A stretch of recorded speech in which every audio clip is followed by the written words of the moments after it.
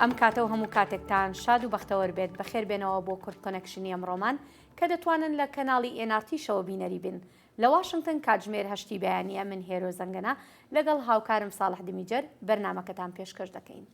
ئەم کورد کۆنەکشنا ئیرۆدا ڕوونی دەدەن سەر گەلک مژارین گرێدای ئەمریکا و هەرێمێ و جیهانێ دەناو دەژی کۆمبوونا گشتیانەتەوەی نێکبووی لە نیویۆرکێ و ئاخەفتنا سەرۆک جۆ بایدن نەڕازیبوون و ریەکسیۆنên داوی لە دۆر مرنا ژینە ئەمینی لە ئێرانێ بەڵاوبوونا نەخۆشیە کولەرای لە سووریێ و هەند مژارێن دەنجی. و سەرۆکی فەڕەنسا ئیمانوێل ماکرۆنیش هۆشداری دەدات بە وڵاتانی جیهان کە لە ئاست شەڕی سەپێنراوی رووسیا لە ئۆکرانیا بێلایەن نەبن.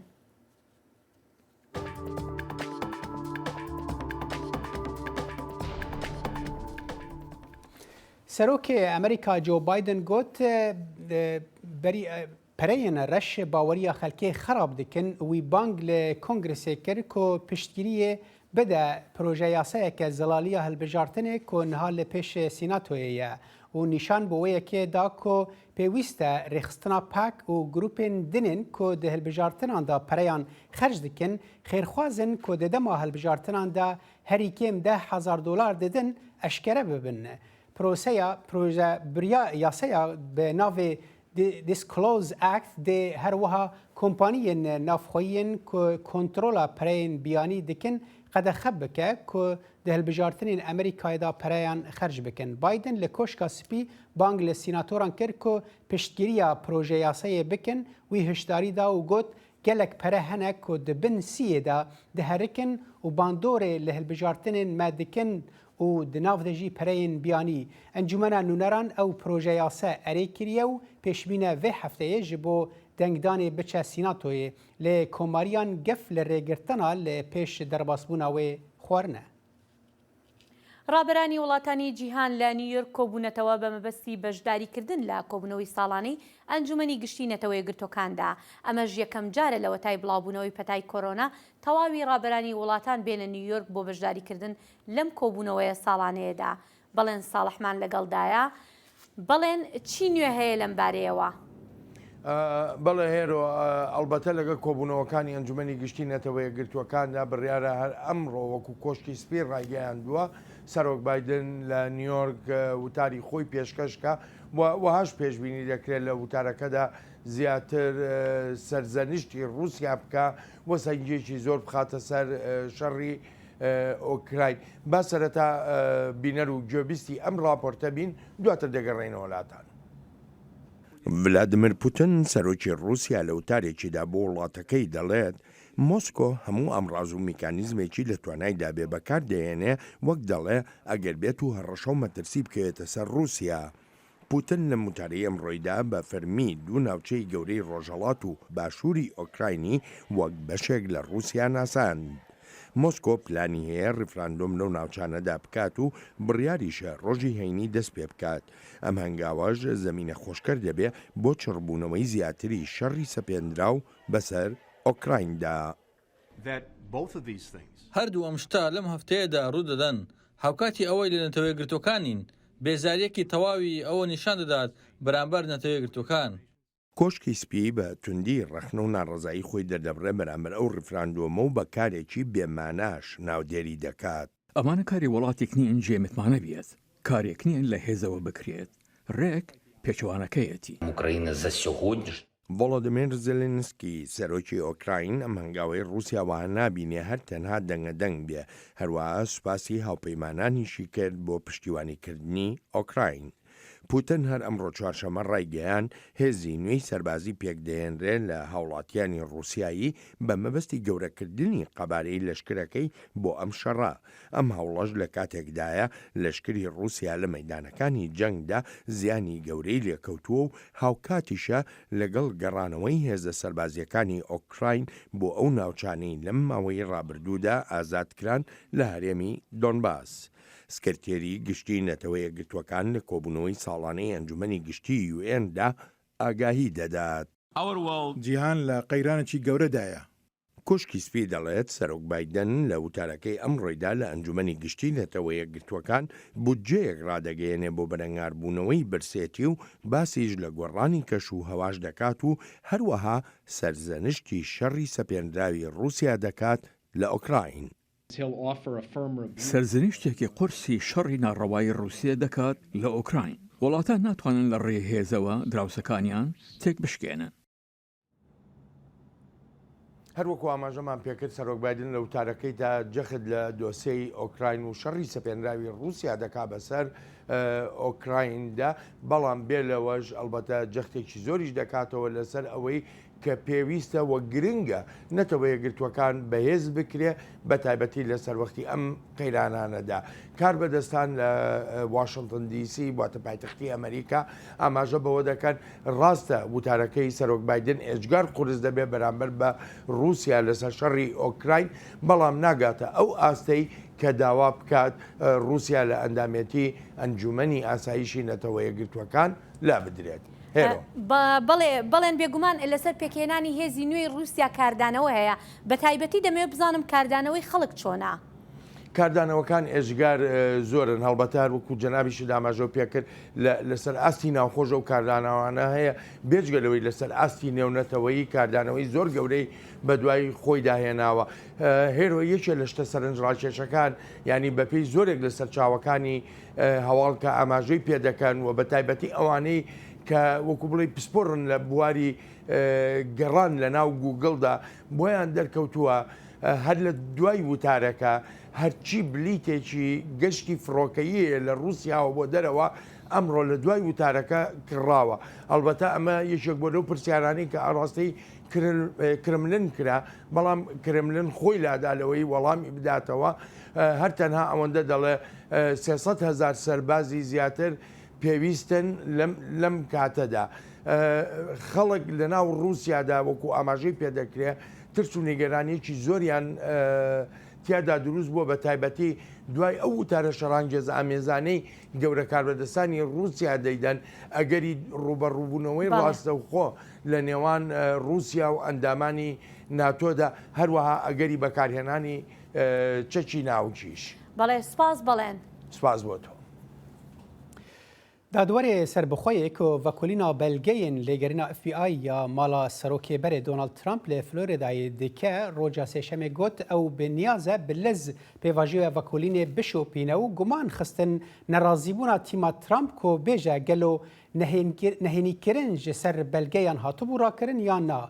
ریمن دێری دادوەرێ دێرینیە نیویۆرکێ ji parêzerên Trump û wezareta dadê re dê yekem civîna wan de piştî destnîşankirina wî hefteya borî wekû masterê taybet got em ê li ser ya ku ez jê re dibêjim danûstandina berpirsiyar bidomînin. Mebesta civînê ew bû ku gavên bê dê pêvajoya vekolînê de bişopîne ku tê pêşbînîkirin bi hefteyan eger ne bi mehan be bibe sedema derengxistina vekolîna ve hewandina belgeyên nehînî li Mar-a-Lago piştî ku Trump ji koşka spî derket wekû masterê taybet dêrî dê berpirsiyar be ku bi hezaran belgeyên di dema lêgerîna FBI ya heştê tebaxê de hatine peydakirin vexetîne.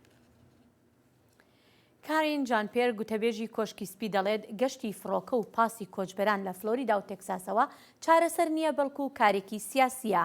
ئەم قسانەشی لە کاتێکدا کرد کە چاوەڕوان دەکرا گەشتێکی تری کۆچبەران بگاتە ویلایەتی دێلەوێر کە سەرۆک بایدن خەڵکی ئەوەیە. فەرمانڕەوا کۆمارەکان ماوەیە کە ئەو کۆچبەرانەی کە لەسەر سنووری ئەمریکا لەگەڵ مەکسیک ئازادکراون دەنێرن بۆ ویلایەتەکانی کە دیموکراتەکان تیایدا باڵا دەستن. ئەمەش پرسیاری لەسەر باری یاسایی ئەوان و چۆنیەتی ڕاکێشانیان لە ناو پاس و فڕۆکەکان و تێچووی باجدەران دروست کردووە. لە هەفتەی ڕابردوو فەرمانڕەوای فلۆریدا نزیکەی 50 کۆچبەری ڤێنزوێلایی نارد بۆ دوورگەی مارتاز ڤینیارد کە دوورگەیەکی بچووکە لە ویلایەتی مەساچوسێتس. لە کۆتایی هەفتەشدا گرێگ ئابۆتی تێکساسیش کۆچبەری زیاتری بە پاس بردە بەردەم ماڵەکەی کاملا هێرس جێگیری سەرۆک لە واشنگتن.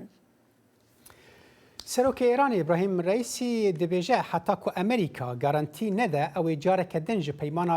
navûkî dernekeve wekû ku rêveberiya Trump di sala 2018 de derket ترێکەفتنێک ji bo nûvejandina peymana navûkiya sala 2015 çênabe. Di heman demê de du kongresmanên komarî ji dengê Amerîka ra dibêjin ew nabînin ku Tehran bi baweriyeke baş tev digere. Raporta peyamnêra dengê Amerîka Cindy Saine bêhtir zaniyarî hene. لەو دەمەی ڕابەرانی جیهان دەستیان بە گرتبوونەوە لە شاری نیویۆرک کرد بۆ بەشداری لە کۆبوونەوەی کۆمەڵی گشتی نەتەوەی گرتوەکان ئیبراهیم ڕئیسی سەرۆکی ئێران هیچ هیوایەکی بۆ بوژاندنەوەی سەودا ناوچە نێودەوڵەتیەکەی ساڵی 2015 نەهێشت. سەرۆکی ئێرانی بە بەرنامەی 60 خولەکی هەواڵی CBS ئەمریکایی گوت لەبەر ئەوەی بەڕێوەبەرایەتی ترامپ یەکلایەنە لە ساڵی 2018دا لە سەودا ناوچەکە کشایەوە هەر بۆیە تاران دڵنیایی لە واشنگتن گەرەکە سەبارەت بەوەی کە دووبارە مەسەلەی کشانەوە لە سەودا ناوچەکە لە سایی بەڕێوەبەرایەتیی نوێی ئەمریکادا ڕوونەداتەوە. شارەزایەک بە دەنگی ئەمریکای گوت زۆر سەخت دەبێت بۆ هەر بەڕێوەبەرایەتیی ئەمریکا دڵنیایی لەمەڕ بەڕێوەبەرایەتی داهاتوو پێشکەش بە تاران بکات. من پێم وایە پێویستە لایەنی ئێرانی تێبگات لەوەی کە ئەگەر ئەوان دەیانەوێت سەودای ناوکی داهاتوو زیاتر درێژێ هەبێت و بخایەنێت و کشانەوە لی بۆ سەرۆکی ئەمریکا قورس بێت ئەوەی لە بەرژەوەندی ئێران دەبێت ئەوەیە کە بە خێرایی ئاستی دیالۆگی سیاسی خۆی لەگەڵ ویلایەتە یەکگرتوەکانی ئەمریکا بۆ بنیادنانی متمانە فراوان بکات. لە دیمانەیەک لەگەڵ دەنگی ئەمریکا لە کۆشکی سپی جۆن کێربی ڕێکخەری ئەنجومەنی ئاسایشی نیشتیمانی گوتی لە ئێستادا ئەمریکا و ئێران لە گەیشتن بە ڕێکەوتنێک لە یەکەوە دوورن. گوتیشی بەڵام ئەو هێشتا بڕوای وایە کە بوژاندنەوەی سەودا ناوچەکە لە بەرژەوەندی ئێران دەبێت. ویلایەتە یەکگرتوەکانی ئەمریکا هێشتا هەروە بەستەی گەڕانەوەیە بۆ سەودا ناوکیەکە لەبەرەوەی ئەمە پێمان وایە سەودا ناوکیەکە بەر لەوەی بەڕێوەبەرایەتی پێشووی ئەمریکا لێ بکشێتەوە هەنگاوی بەرەو پێش دەنا. لە کۆنگرس یاسادانەرانی کۆماری بەرەنگاری هەوڵەکانی بەڕێوەبەرایەتی بایدن بۆ دووبارە جێبەجێکردنی سەوداکە دەبنەوە. سیناتۆر تیم بێرچت بە دەنگی ئەمریکای گوت ئەو بڕوای وایە ئێران بە نیازی پاکەوە سەر و سەودا ناکات. ئێرانیەکان کە هەندێک داواکاری تەواو نابەجێ و ناوەقیعانە دەکەن ئەوان دەیانەوێت سوودی تەواوی ئابووری لە سەودا ناوکیەکەی ساڵی 2015 وەرگرن و دەشیانەوێت نەتەوە یەکگرتوەکان کۆتایی بێنێت بە لێکۆڵینەوەکانی سەبارەت بە هەندێک مادەی ناوەکی ڕانەگەیەندراو لە ئێران. مایکل مکۆڵ ئەندامی پایەبەرزی کۆماری لە کۆمیتەی خزمەتگوزاری دەرەکی لە ئەنجومەنی نوێنەرانی ئەمریکا بە دەنگی ئەمریکای گوت ئەگەر سەودا ناوچەکەی ئێران وەگەڕ بخرێتەوە ئەوە ئەو مەترسی هەیە لەوەی کە ئایا تاران چی دەکات ئەگەر ئەو گەماروانی لەسەرین خاو بکرێنەوە. ئەوەی من لێ نیگەرانم ئەوەیە کە ئەگەر ئێمە گەمارۆکان هەڵگرین ئەو کاتە بە ملیێرەها دۆلار دەگەڕێتەوە بۆ ئێران واتە ئەو ئەزمونەی دوجار بینیمان ئەو کاتە ئێران بەو پارەیە بودجە بۆ تیرۆریستان لە سووریا و لە عێراق دابین دەکات هەروەها بۆ تیرۆریستان لە لوبنان و بۆ حەماس و هەروە بۆ حوسیەکان لە یەمەن. لە کۆمەڵی گشتی نەتەوە یەکگرتوەکان کاترین کاڵۆنا وەزیری دەرەوەی فەڕەنسا داوای لە ئێران کرد ئەو پێشنیاری لەسەر مێزە پەسەند بکات بۆ بوژاندنەوەی سەودایەکی ناوکی و ناوبرە و ئاگاهیشیدا کە ئێران لەو ئۆفەرە باشتری پێشکەش ناکرێت. بۆ سندی سین سمکۆ عەزیز دەنگی ئەمریکا. ساڵح دەزانێنم کۆبوونەوەکانی ئەنجومەنی گشتی نەتەوە یەکگرتوەکانیش لە کاتێکدایکە ئێستا ناڕزایەتی لە ئێرانیش دروست بووە بەهۆی مردنی کچێکی کورد کە لەلایەن پۆلیسەوە دەستگیر کرابوو و گەلک ریاکسیۆنی ناونەتەوەی بەخۆڤ گرێدان هەندێک شەرمەزاری هاتن کردن ji berpirsên serkirdeyên mezinên cîhanê de jî her hal ew hinek mijarê din jî em behs bikin di çarçoya vê bernameyê de. بەڵام لە پاش ئەم ناوبڕە دەگەڕێنەوە لاتان. دەنگێ ئەمریکا جافکانیەکە پێباوەریان و چاو ئاگاهیان.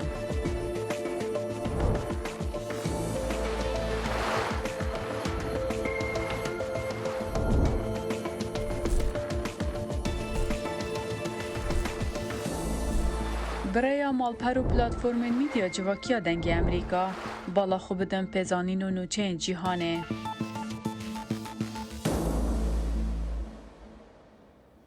جێک سولیڤان ڕاوێژکاری ئاسایشی نیشتیمانی ئەمریکا دەڵێت جێی سەرسوڕمان نییە بۆ بەڕێوەبەرایەتی بایدن کە خۆپیشاندان لە ئێران سەری هەڵداوە بەهۆی مردنی ژنێک لە کاتێکدا لەلایەن پۆلیسی ئاکاری وڵاتەکەەوە دەست بەسەر بووە. ئێران ڕوبەڕووی ڕخنەیەکی زۆری نێونەتەوەیش بۆتەوە لەسەر ئەو کوشتنی ئەو کچێکە بەهۆیەوە 3 ڕۆژ خۆپیشاندانی ناڕزایی لێکەوتۆتەوە لە نێویاندا پێکدادان لەگەڵ هێز ئاسایشەکان لە پایتەخت و نائارامەکانی دیکە کە بەلایەنی کەمەوە 3 کەس تیایدا گیانیان لەدەستداوە. محسن منسووری پارێزگاری تاران باڵێۆزخانە بیانیەکانی بەهاندانی خۆپیشاندانەکان تۆمەتبار کرد و گوتی 3 هاوڵاتی بیانی دەستگیر کراون. ناوبرا و ڕەگەزنامەی باڵێۆزخانەکان و دەستگیرکراوەکانی دیاری نەکردووە. ڕێکخراوی نەتەوە یەکگرتوەکان ڕایگەیاندووە پۆلیسی ئاکار لە ئێران لە چەند مانگی ڕابردوودا گەشتەکانی خۆی فراوانتر کردووە و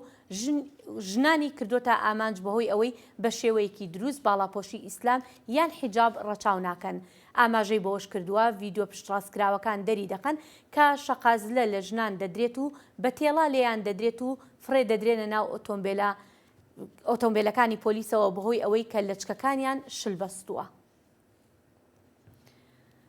بەڵێ ئازیزان بۆ زانیاری زیاتر لەسەر ئەم بابەتە و خۆپیشاندانەکان لە ئێران و کاردانەوەکانی دەرەوە دەچینە لای هاوکارمان فەرهاد فەلاحی.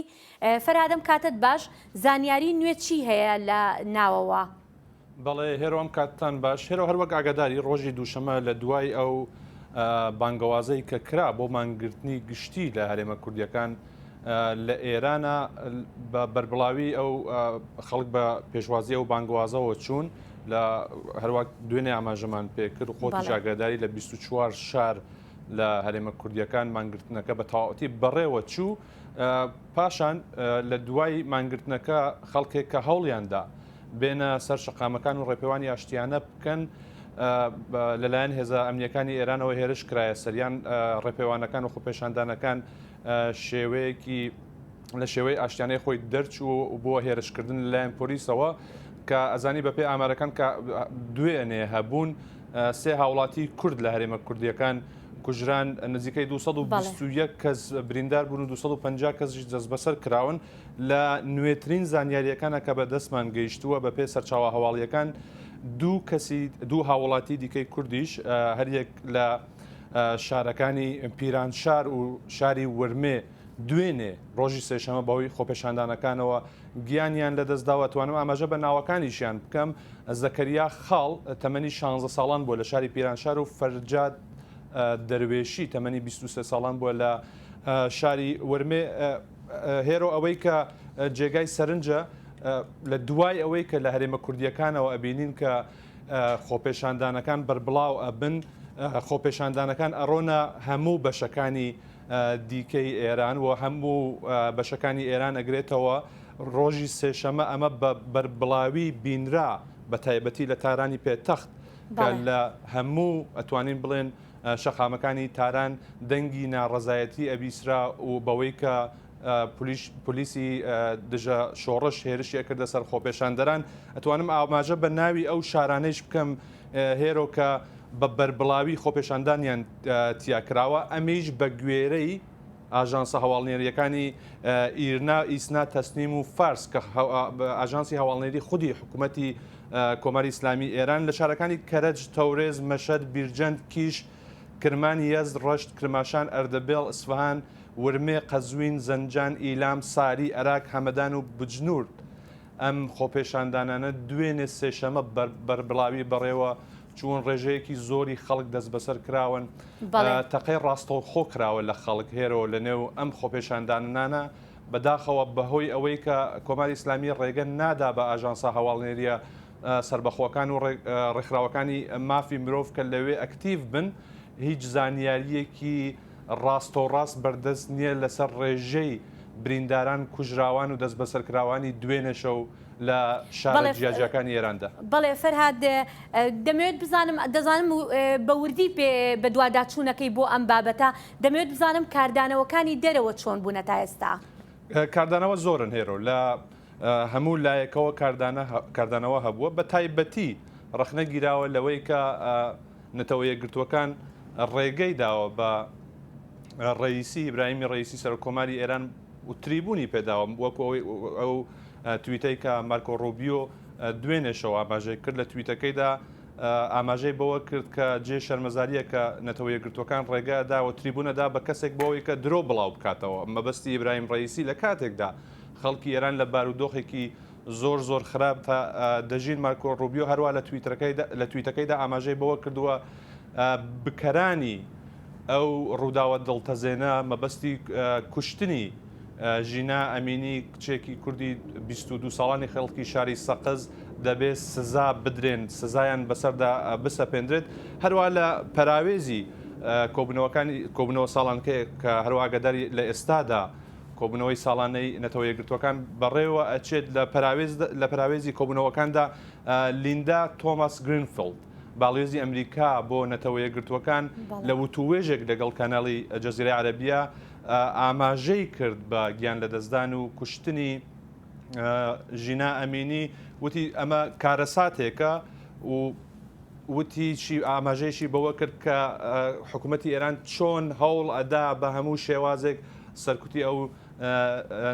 خۆپێشاندانانە بکات لە نێوخۆی وڵاتەوە وتی ئێمە گەلی ئەمریکا مەبەستی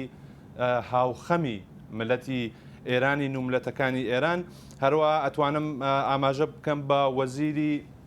دەرەوەی ئەڵمانیا کە دوێنێ ئەویش هەر لە پەراوێزی کۆبنەوەی ساڵانی نەتەوە یەکگرتوەکان ئاماژەی بەوە کرد کە ئیدانەی کوشتنەکەی ژینا ئەمینی کورد وتی ئەبێت حکوومەتی ئێران دەنگی و خۆپێشاندەران بیسێت و مافی ژنان لە بەرچاو بگرێت ئاماژەم بە تویتەکەی مارکۆ ڕۆبیۆ کرد خاڵێکی باڵکێژ لێرە هێرۆ مۆرگان ئۆرتێگاس وتەبێژی پێشووی وزارەتی دەرەوەی ئەمریکا لە سەردەمی سەرۆکی پێشوو داناڵد ترامپدا ڕەخنەی هەبوو لە بەڕێوەبەرایەتەکەی بایدن کە بۆچی 72 کاتژمێر درەنگ هاتووەتە سەرخەت بۆ ئەوەی کە باز لە خۆپێشاندەرانی لە ئێران بکات و باز لە کوژرانی ژینا ئەمینی بکات لە وڵاتەدا. بەڵێ فەرهاد کاتەکەمان هەرەوە نەبوو زۆر سوپاس و هیوادارم بتوانین زانیاری زیاتر لە بەرنامەکانی داهاتووشماندا بگەێنین بە بینەرانمان سپاس بۆ توش. ئێرانیین ئەمریکی و کوردن ئەمریکی ji bo protestokirina serokê Îranê İbrahim Reîsî li ber avahiya neteweyên yekbûyê li New-Yorkê kom bûn xwepêşandar daxwazê ji neteweyên yekbûyî dikin ku axaftina Reîsî ji nav bibe ji ber ku ew dibêjin rejîma Îranê jinan dikuje û jîna Emînî neya yekem û ne jî ya dawiyê ye ku ji aliyê rejîme ve tê kuştin. Pemnêrê me li New Yorkê raportek amade kiriye. Gelên Îranê pêşî avahiya neteweyên yekbûyî kuştina Mahsa Amînî û herwiha rejîma Îranê protesto kirin. Ev protesto di dema civîna giştî ya neteweyên yekbûyî da hate lidarxistin. Wekî ku tê zanîn wek her sal îsal jî serokên dewletan dîsa li bajarê New Yorkê di civîna giştî ya neteweyên yekbûyî da axaftinan dikin û serokê Îranê İbrahim Reîsî jî yek ji wan kesan e. Lê gelên Îranê dibêjin divê ev axaftin were betalkirin. Lewre rejîma Îranê mirovan qetil dike.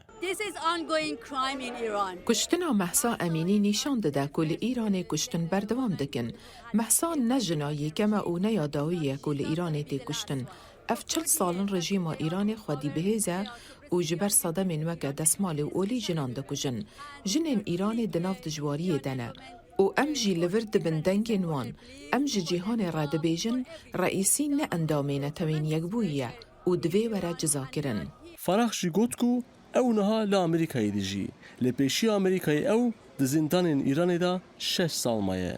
Dibêje rejîma Îranê mirovên polîtîk yan dikuje yan jî diavêje zindanan.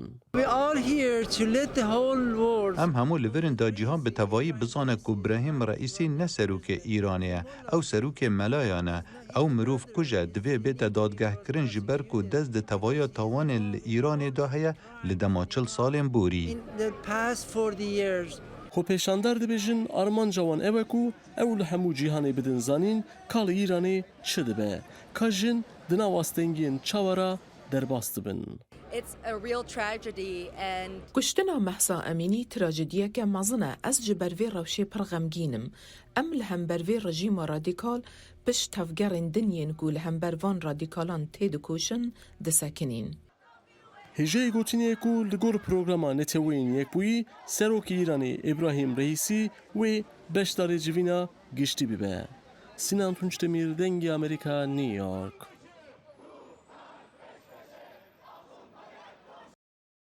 Vê derbarê de derbarê xwepêşandan û kombûna giştiya neteweyên yekgirtî de niha peyamnêrê me li New Yorkê Sinan Tunçdemir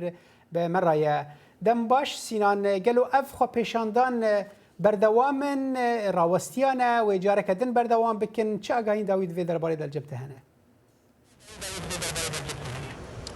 دەم باش ساڵ بەێ وەکی و تێک زانین دو جبینە گشتیە نەتەوەین یەکبووی دی ساڵ دەست پێ کرد وەکی و تێک زانین ئەف چەند ساڵ بۆ ji ber sedema koronayê ev civînana bi awayekî online dihatin lidarxistin lê îsal bi awayekî fîzîkî serokê endamên neteweyên yekbûyî hatin li vê derê wekî ku tê zanîn her wiha mesela gelek protesto xwepêşander jî li vê derê protestoyan li dar dixin ji ber ku serokên devletan li vê derê ne du jî îro em bêjin îro serokê Îranê İbrahim Reîsî were neteweyên yekbûyî wê îro li vê derê axaftinekî bike lê em bêjin gelên Îranê Kurdin Farisîne li vê derê pêşiya neteweyên yekbûyî dihinciviyan serokê Îranê protesto kirin ji ber ku dibêjin serokê Îranê serokê min hîne em wek serokê xwe nabînin her wiha dibêjin rejîma reîsî û reîsî bixwe berpirsyarê kuştina bi taybetî yê jinan û mirovên polîtîk yên Îranê ne yani dihir li vê derê ev protesto dest pê kirin wê îro jî berdevam bikin ez niha dibînim li vê derê hêdî hêdî dicivin xwepêşandar serokê Îranê jî îro li vê derê baqife evê dibêjin xwepêşandar dibêjin di nav 40 salên davîda rejîma Îranê bihêze yani bihêztir dibe her ku diçe bihêztir dibe û di nav 40 salên davîda heta niha 30,000 zêdetir mirovên polîtîk hatine kuştin her wiha ji bilî wî gelek jin jî ji ber sedemên olî û ji ber sedemên hîcabê û dibêjin destmalê hatine kuştin û hatine îşkence kirin bi taybetî ji du li vê derê wekî ku tê zanîn çend roj berê Mahsa Amînî hate kuştin ji destê polîsên Îranê ve ji ber wî jî li vê derî bûn poster û vêneyên Mahsa Amînî anîbûn li vê derî nîşan didan û bang li neteweyên yekbûyî dikirin digotin ku serokê Îranê divê vê em bêjin axaftina serokê Îranê were betalkirin ji ber ku ev ne mafeke ji bo wî ji ber ku serokê Îranê ji gor gotina wan ez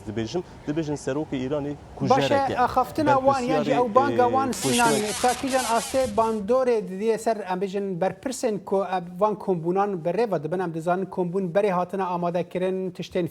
fermîne wê bibin jî yanî takîjan astê ew xwepêşandar bihêvîne ku dengê wan were bihîstin û gelo ti named vê derbarê de gihandine neteweyî girtiyan na Belê nameyek şan ne desthilatdarên neteweyên yekbûyî lê wekî ku tê zanîn wekî tê jî got bi awayekî fermî programa neteweyên yekbûyî hatiye amadekirin û raîsî jî îro wê li vê derê bi vê axaftinê bike lê ez dikarim evî bêjim du dema ku roja yekem da civînê dest pê kir berpirsiya desthilatdarên neteweyên yekbûyî kuştina Mahsen Amînî di wî civînê de anîne ziman ev mijara sereke bû di destpêka civîna giştî da dengê wan tê bihîstin ji ber ku pêşiya avahiya neteweyên yekbûyî û ev serokana em bêjin serokê devletana hemû ew cihên ku hûn piş bidibinin li vê derê derbasê hundirê avahiya neteweyên yekbûyî dibinin van xwepêşanderan dibînin dengê wan dibîzin her wiha bi awayekî fermî jî nameyek jî ji bo neteweyên yekbûyî hatiye şandin Belê Sinan tu ji demêr gelek spas ji bo demate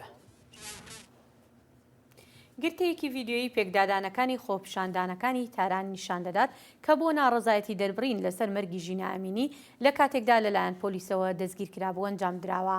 پۆلیسی ئاکار کە لە ئێران بە گەشتی ئەرشاد ناسراوە ڕۆژی سێشەمەی ڕابردوو ئەمینی تەمەن 22 ساڵیان بە تۆمەتی ڕەچاونەکردنی یاسای جلوبەرگی ئیسلامی دەست بەسەر کرد. پۆلیس دەڵێت بەهۆی جەڵدەی دڵەوەی گیانی لەدەستدا و ڕەتی دەکاتەوە خراپ مامەڵەی لەگەڵدا کرابێت. بەڵام بنەماڵەکەی ژینا دەڵێن هیچ گرفتێکی دڵی نەبوو و لە ڕابردوودا. ژینا ئەمینی کچە کوردی خەڵکی شاری سەقز ڕۆژی شەمە لە زێدی خۆی بە خاک سپێردرا لەو کاتەوە چەندین خۆپیشاندان لە شارە جۆراوجۆرەکانی سەرانسەری ئێران ڕوویداوە. بەپێی ئاژانسەکانی ڕاگەیاندن لەو خۆپیشاندانانەدا چەند کەسێک کوژراون و دەیان کەسیش دەستگیر کراون.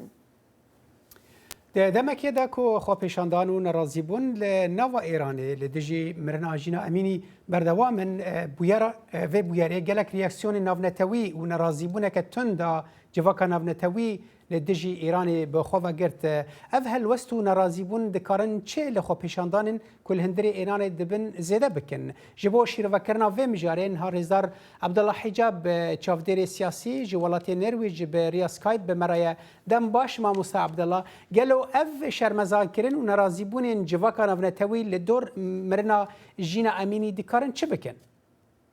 دما باش از باورم گرینگیا وان راکسیونان گرینگیا وان دشکریاران ده هنده ده یکو نها جواکک نامنتوی به گمزده به اوایک یک دنگ نارضایتی خلکی دنگ روشاک و خلکی کردستان هی دنگ کو خلکی ایران هی و او زخت و سرکتن کو رژیم کمار اسلامی ده هم بر خلکی بکارتینه دبیسه و دنگ دکه تی دنگ او دکه با اوه که باکو پشتگیریک بو سرهلدان نوخوی ولات باکو بیجن اره کرنه که وان نارضایتیا به تماشا کرن و بگمان باوری بده خلکی کو او روشانه ها هی نه روشکه کو ده جهان ایرو ده لجهان وکیل دموکراسیان ایرو ده تی پجراندنه دکاره باوی که پشتگیریه که معنوی به پشتگیریه که روحی به بو وان خوا پیشاندانه ده پراتیک در رنگ کاریگریه که زیده نه بله باوی معنوی دکاره هیزه بده برخدان نوخوی ولات لهم بر باشه ما مستا یعنی اگر ام ببیجن اف پشتگیری لسر آستا مورالی و داخویانی انا دزانن کو برپرسن ایرانی جی هر وکو مدنوچان دا برینها راگهاند کو اوانا ولاتین دروا تاون بار دکن دسته وردانا دوان خو پیشانان دا و دبیجن وان هنا کسن بیانی گرتنه جی اف یک چه قصد کار راست به از بار ما بخواج دزانن کو او تنه هیجته که کو جاربار بکارتن بونه هنده که خواهی بخواهی آنوان کسین که هیشتا باوری به وان هی نه جواکان امنتبهی به باور دکن نه خلق به باور دکن به تایی بله کردستان هر کس دانه کن کمار اسلامی 43 ساله که بویرین لکردستان داخوازی خلق کردستان به پیواشون در ولات به اجنده یک بیانی ده گره دادن هر کس به دزانه هر کس او بیستی و کس باوری به هنده ناکه و کمار اسلامی بخواهی دزانه که او کسین کو خواپیشاندان دکن او کسین کو زخته دبینن او نه کسین کو در وی ولاتن یا کسین کو یا ولاتن دن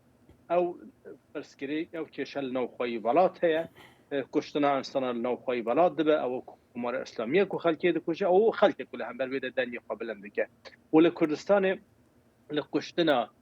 تاکه کسان بدر پرسک مستر پرسک نتبهی هیا پرسک سیاسی هیا کو روشن نهاتنا پیش دبنا بیجن فرصتک دبنا درفتک بونه هنده که خلق پرسکریکن گشتیتر پرسکریکن هی مستر سیاسی بینا روجبه و رژیم جی به دبینه لمقابل نابیسه باشه ما مستهرم دزانن وقتا گوت يعني برسكري جلكن لنافا ايراني وهم البندا تشتكينا كو كيجن سدمك الراس راسن كو اف برسكريكن دجي دركبنا هولي لحر حال اف برسدم الراس راس جريدايه بياسيك كل ايراني بدهان سالفا بالريفا دتشا اوجي دانينا بزوري يا حجابه جبول جنان يعني گوهرتنا وی که و چقاس ممکن بعد دمک دا کو ام دزانن اف جريدايه به پیوانین بنگهین اسلام ایرانی او تنه هیچته که اگرم تماشا کن چارچوبه یا دشکریانم چارچوبه خواپیشاندان لکردستان لگل جیندن ایرانی هنه که جدایه اره ایران روژه و رنگ انها مثلا حجاب زورملی و مثلا خواهک یا بجن روسریه به لیل کردستان پرسکریک لوی چار برفرامتره اگرم تماشا بکن دا خوازین خواپیشاندران روشا کوهی لسر کشتنه لسر کریارا کمار اسلامیه نه لسر سیاست وان هم بر حجابه هرچند اوجی یک لمساله لی او مسئله که لاوکیه او مسئله که دکت آستا دودیه مسئله سرکه مسئله سیاسی لکردستان لی ایران روشا که ساعتی پیش کو پرس به پرس حجاب و حجاب زورم حجاب بزوری او روشا و سرکه خلق کردستان در نینه او اعتراضانات دکارن باندور هبن از باور نکم که بکار بین سیاست رژیم یا یاسای رژیم سر به اساس بگورن مسئله حجاب مسئله که لاوکیه در چارچوبه سیاست که بگشتی ده سیاست که گشتی ده که تواویت خود لدجی مافانه لدجی آزادیانه لدجی خلقیه حجاب یک لمان پرسکره کانه مثلا بالا پوشی یک لمان پرسکره کانه بله پرسکره بگوره ما مستزا خفتنه تدبیر جمع دما مکی متخوازم و پرسیجی بکم امدزان گلک جاران برای نرازی بون خو پیشاندان لسرانسری ایران چه بون لی چند روجان دریج دکرون پشتادهاتن و مراندن تایبت مندیا و جاره جین برای هیا گلو او بنگه هیا کو اف خو پیشاندان بردوام بکن و جواکا نو نتوید و درباره دا اگر به چه پلان هنه مثلا وی کو خو پیشاندان کنه ها هی دکاره دیستان دمکی با دکاره پشتی قدر که برای بدن کردن لی لبر وی هنده ته بدن کردن کو زخت و سرکوت و کشتن هی نه لبر هنده کو داخازینی نه لبر هنده کو رژیم رینا ده تایبت منیا به جاری اوان خو پیشاندان اوی کو خو پیشاندان او بجن دشکریاران ل کردستان دست بکه هفدنگی اکل ایران است و دیستان نشان ده کو کردستان پیشنگه ونا داخواز کردن داخواز سیاسی کو گریدای ماف آزادین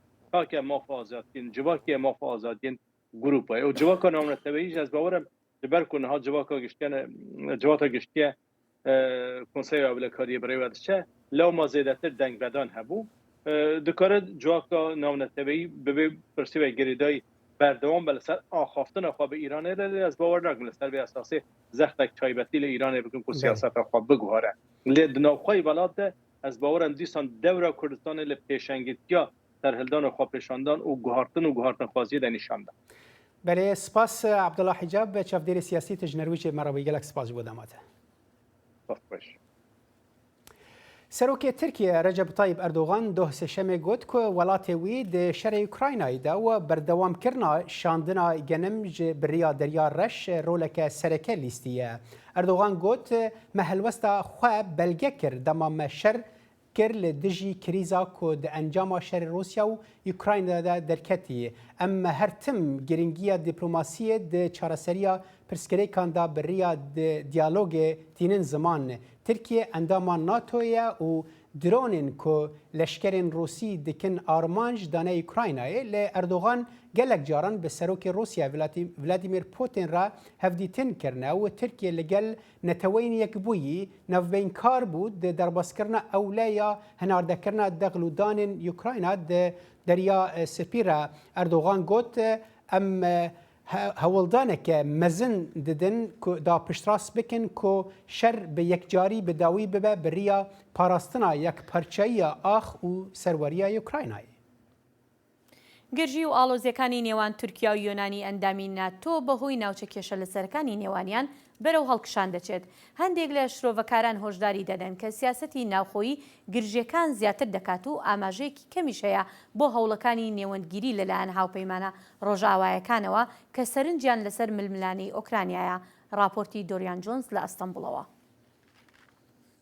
Serokê Tirkiye Tayyip Erdoğan di serdanên xwe navxweyî de gotarên netepewerest yên tund pêşkeş dike. Erdoğan dibêje Tirkiye dibe ku giravên Yunanistanê dagir bike. Ji ber ku Yunanistanê dijî peymaneke navneteveyî ew girav bi çek û leşker kirine. Yunanistan'ın bu maceracı ve bir şekilde دوی یونانستان دف جی هلویست خو برده کو نه لگور اندامتیاوی یا ناتوه و دوی دف جی گوتارین خوین دیپلوماتیک جی برده جی بر کو افیکه دناف جواکا ترکیه هزرین مزن چه دکه کو گلو یونانستان دگل ترکیه و بشار دید هر وها افیکه لترکیه هلویست نتوی دردخه.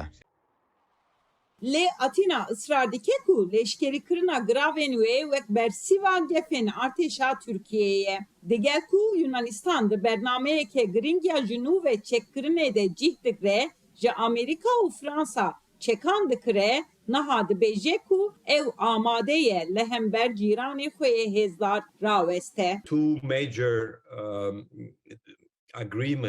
لگور ریکفتن مازن یک به امریکا را یا دنجی به فرانسا را شیانین هزن یونانستانیین لشکری و روانی قایم بویا او گلک بخوب باورن.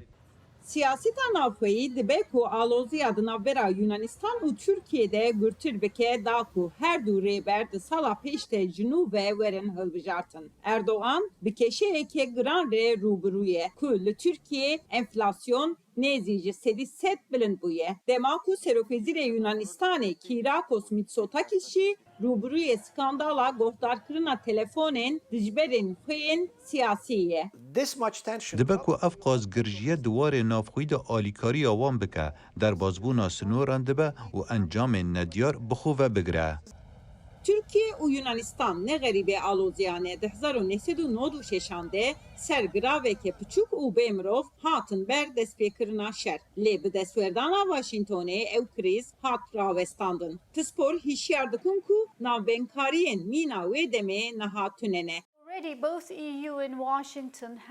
Ji xwe hem Yêketiya Ewropa û hem jî Washington ser çewaniya danûstandinên bi Enqerê û Erdogan re xwedî kêşeyên mezin in. Ji ber vê yekê ew naxwazin bi pirsgirêkeke din re mijûl bin.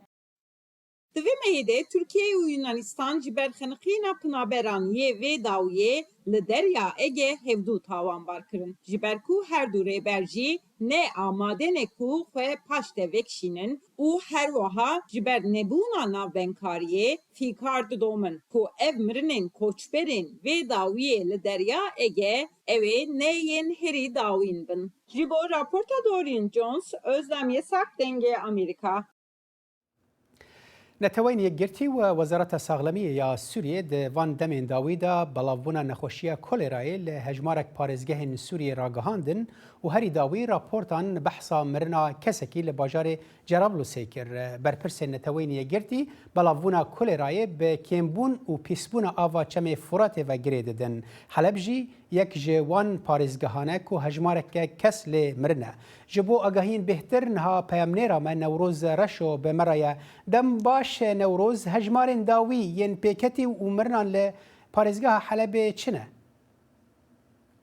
Belekeke salih ji xwe wekî te aniye ziman belavbûna vîrusa korona li parêzgehên Sûriyê hatiye bicihkirin. Ev belavbûn li gûr daneyên wezareta bi ser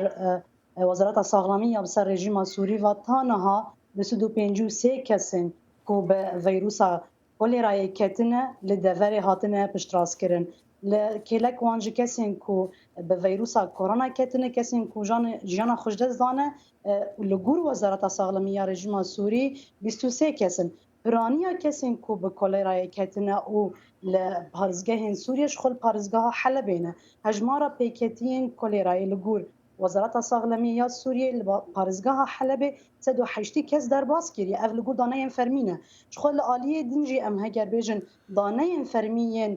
li Bakurê Sûrî cihê belavbûna kolêrayê daneyên Bakur û Jilatê Sûriyê ku desteya saxlemî ya ser bi rêveberiya Xweser îro ragihandine ku li deverên lê kolêra hatiye bicihkirin yên Bakur û Jilatê Sûriyê weke Reqa, Tebqa, Hesekê û Deyr Zor ta niha 16 kesan jiyana xwe ji dest dane. Her wekî din ji ber ku tûşîbûna bi kolêrayê û nîşaneyên vê nexweşiyê gelekî dişibihin nexweşiyên girtinê yên vîrusî bi taybet yên ku bi uyr û mede û her wekî di rûvikan dikevin dişebin hev ta niha kesên ku tê gumankirin ew tûşî kolêrayê bûne hejmara wan 3000 derbas kirine. Ji xwe ev hejmara jî meha borî li devera Şehbayê ku ji gundewarên Helebê parêzgeha Helebê ye û derbiderên Efrînî lê dimînin. Xwazim vê pirsê ve derbarê de bikim Newroz em dizanin ku parêzgeha Helebê bi giştî pala xwe dide ser ava çemê Furatê yanî ava vexwarinê jê çemê Furatê dige parêzgeha Helebê û her hal di nav de jî herêmên Bakurê Helebê ku Şehba jî di nav de ye. Li wê derê xelk çi qas ditirse êdîne ku ava vexwarinê bi kar bînin vexwin yanî ew metirsî di nav xelkê da çi qas belav bûye di derbarê vexwarina ava çemê Furatê de? Berê li gûr nexşeya pêketiyên vîrusa kolêrayê wekî ku te aniye ziman ev kesên ku pêketin li parêzgehên Sûrî û hemû deverên dibin serweriyên cuda de li aliyê Rojava û Rojhilatî çemê Firatê pêketî hene. Yek ji wan parêzgeha Helebê ku gundewarê wê da derbiderên Efrînî lê dimînin. Metirsiya ku li derbiderên Efrînî û her wiha berpirsên saxlemiyê yên li herêma Şehba ku derbiderên Efrînî lê dimînin ewa ku jêdera zebzeyan jêdera xwarinê jêdera avê ya deverê Heleb xwe ye parêzgeha Helebê ye. Ji ber vê metirsiya و اف فيروسا كوليرا لجور روشا هي برتر ببا قال لك الجنبر برسن صاغلمين دفرجي والجم خلكي جبركو دفرا كل در بدرن عفريني لدمينن نتن كنيزي بارزغها حلبيه لدفرا كجبر روشا الشر هاتيه رو خاندن دفرا كو بنصازيه ويا صاغلميه خراب وكم باخه هر وكيدن بر پرسن ساغلمیه وکی کجمارا راگهاندن دما پیوندی ملگلوانا دا روزانه کسین کو نشانه ویروسا کولرا سروان هنه به دهان در بازی خال و نخوشخانه دورد بن باشه نوروز دوی درباره ده بر پرسن ساغلمیه چه پیوان دانی نجبو و یکیش بو ریگرتنا لبلابونه که بر فرهتر اگر اف پرسگریک بردوام ببه و هر حال خلق نچار آوه وخوی یعنی نکار نتشتکی دنی زیده یکو بی ام نکن یعنی پیوان دانین ساغلمیا ریوبریا خسر بکیمانی که ریل و بلاونا و بگیره اگر تبکرتی برسوان بدی درباره وی مجاری ده هشیاری هاتو بوداین و آگاهداری جبو به تایبت شاراداریا کو برپرس جبر کامپین در بدران و دورین کو در بدر لیدمینن به تایبت جبو مجارا پاقجی آوه پیدا کرنا آوا پاقج جبو در بدران کو یکمین تشتی کو دبه صدما پیکتی لدوره پر ببن و هر وکی در ایگیری آل بر بلافبونا ویروسا کولرا لدوره وره گرتن جبر بتنشتا گیری یانجی امبیجن تدبیرن کو برپرسن ساغلمیه راگهاندنه هشیاری ده داین جبو خلکن در بدر کو او بخوا هشیار ببنو آگاه بن لبخورنا آوا نپاک از دعوة اللي بورنت كان نوروز ام دقهن دما مكيمة نوروز رشو پیامنه را مگلک سپاس بودم ئیمانوێڵ ماکرۆن سەرۆکی فەڕەنسا هۆشداری دەداتە وڵاتەکان کە بێلایەن نەبن سەبارەت بە ئیدانەکردنی شەڕی رووسیا لە ئۆکرانیا لە کاتێکدا ڕایگەیاند کە لەشکرکێشی مۆسکۆ دەگاتە شێوازێکی نوێی ئیمپریالیزم. سەرۆکی فەڕەنسا لە وتارێکی پڕ لە سۆزدا بۆ ئەنجومەنی ئاسایشی نەتەوە یەکگرتوەکان وتی هیچ وڵاتێک ناتوانێت لە پەراوێزدا بوەستێت لە بەرامبەر شەڕی رووسیا لە ئۆکرانیا. ماکرۆن جەنگەکەی کردە ناوەندی وتارەکەی و ئاماژەی بەوەدا کە ئەم ململانەیە هەڕەشەی هێناوەتە ناوەوەی جیهانێک دەکات کە ئاسایش و سەروەری هەمووان چیتر پشت بە هاوسەنگیەکی هێز نابەستێت بە بەهێزی هاوپەیمانیەکانەوە بەڵکو زیاتر پەیوەستە بە هاوسەنگی گروپە چەکدارەکان و میلیشیاکانەوە. لە دوو بڕیارنامەی ئەنجومەنی گشتیدا لە مانگی سێ هەر زوو دوای لەشکرکێشی رووسیا بۆ سەر ئۆکرانیا لە 24 دوو نزیکەی 140 وڵاتی ئەندامی نەتەوە یەکگرتوەکان بە شێوەیەکی تونگ ناڕزاییان دەربڕی لە دەستدرێژەکانی رووسیا بۆ سەر ئۆکرانیا.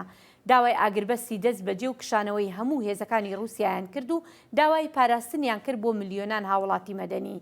ماکرۆن داوای لە ئەندامانی نەتەوە یەکگرتوەکان کرد کارێک بکەن تا رووسیا ناچار ببێت ڕێگای شەڕ ڕەت بکاتەوە گوتی بێدەنگبوون لە ئاست ئەم بابەتە بژاردەیەک نییە. سەرۆکی ئوکراینای ڤلۆدیمیر زێلەنسکی دەبێژە پشتگیریە لەشکریە ئەمریکایە و وڵاتین دن بووە ئالیکار و ئارتێشەوەی بەهێز ببە و ئەو هێزین رووسیایین داگیرکەر تێک ببە و نیشان دەدا کۆ جیرانە مەزن دکارە تێک بچە. زێلەنسکی هەروەها فشارێ دەدە سەر هەواڵبەندان کۆ جەزاین تونتر و بەرفرەتر لەسەر رووسیای بسەپینن و گوت پیوانن بە ڤی ڕەنگی دێ پشتگیریە گشتیە کوژ بۆ سەرۆکی رووسیا ڤلادیمیر پوتین لە ئوکراینایە کێم بکە. زێلەنسکی بە ڕیا ڤیدیۆی لە دەستگەها کلینتۆن ئاخەوی کۆ ji aliyê سەرۆکê pêştiriye ئەمریکا بیل کلینتۆن ve li kêleka kombûna giştiya neteweyî yekbûyî li New Yorkê hate organîzekirin. Zelenskî herwiha ji Amerîkayê xwest ku Rûsya wekû dewleteke piştgira terorê ragihîne ji ber dagîrkirina Ukraynayê û hovîtiyên ku ji hêla leşkerên Rûsî ve li wî welatî hatine kirin. Wî got ragihandineke wiha dê hevalbendên din han bide ku ew jî vêyekê ragihînin û dê fişarê bide ser Putin ku hêzên xwe ji Ukraynayê vekişîne. وزیر داده امریکا مریک گارلند روجا سه‌شنبه ل وزارت داده به دزگری گشتی اوکراینای اندری کوستن را هفدیتنک پیک آنی دا کل سر وکولینا هویتین دماشر روسیای لدجی اوکراینای بکه. گارلند و کوستن لهفکرنک امزک کرن که چارچوبه که جهردو حکومتان را ساز دکه که جنیزیک و زیادتر بخبتن دا کسین دتوان شر دا بشدارن ناس بکن بگرن و دادگه بکن. ایریشا داوی اوکراینای لروجلاتا روجلاتا ولت مزنترین شکستنا سربازی روسیای جه دما وکشینا لشکرین و جه دور نزیکی کیو بری زیدتری 5 مهان کوستن روجا سشم گوت کو گورک کم یا دن کو دبه 100 ترم تدبه لگندکی دن و دوری هاتیه دیتن هفته بوری سروک ولادیمیر زلنسکی گوت زیدتری 440 گور لگور دارستانه که گندواری باکور ازیوم هاتنه دیتن. بەڵێ ئازیزان لێرەشدا دێنەوە کۆتایی بەرنامەکەم کاتژمێرەمان لەگەڵ سڵاوی من هێرۆ زەنگەنە و هاوکارم ساڵح دیمیجەر هەر شاد و بەختەوەربن بمینین خۆشی.